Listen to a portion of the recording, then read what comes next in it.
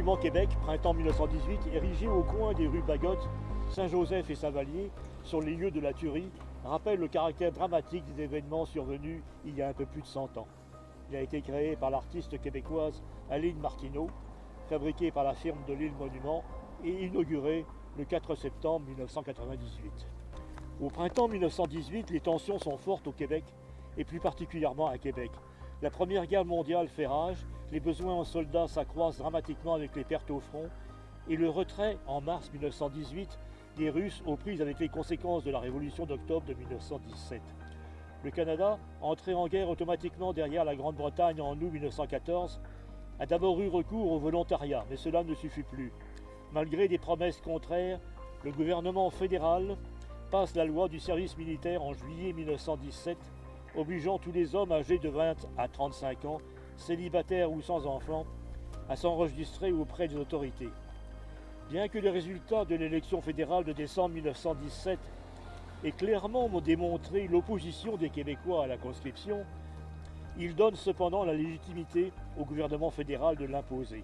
Elle débute donc le 1er janvier suivant.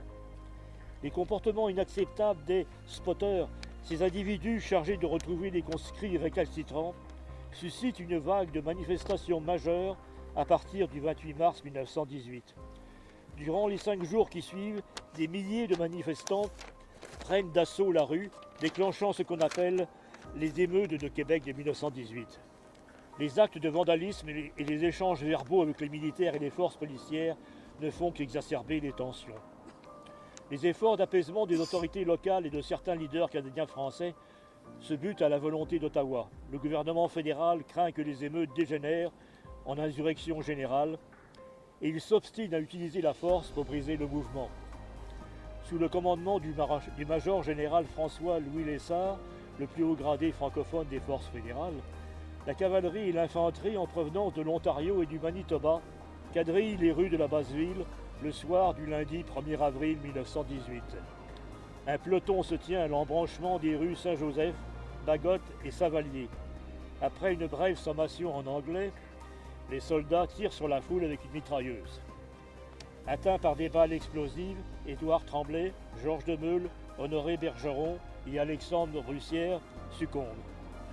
Selon ce que révèle l'enquête du coroner, ces victimes n'étaient que de simples citoyens non armés qui passaient par là, au mauvais endroit et au mauvais moment.